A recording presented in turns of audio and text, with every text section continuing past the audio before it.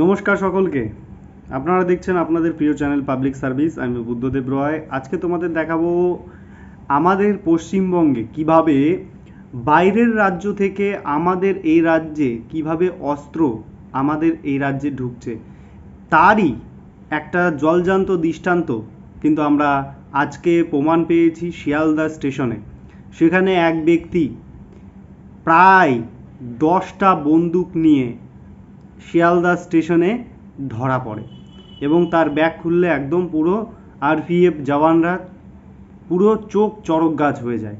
আপনাদের বলবো ভিডিওটা দেখুন এবং সবার মাঝখানে শেয়ার করুন, যাতে করে এইরকমভাবে অস্ত্র পশ্চিমবাংলায় না ঢুকতে পারে এবং যেভাবে অস্ত্রশস্ত্রর ব্যবহার পশ্চিমবঙ্গে চলছে সেটা যেন আমাদের মাননীয় মুখ্যমন্ত্রী মমতা বন্দ্যোপাধ্যায় তিনি এই বিষয়ে নজরদারি চালায় এবং যাতে করে ভিন রাজ্য থেকে এই রাজ্যে আর অস্ত্রশস্ত্র না আনতে পারে।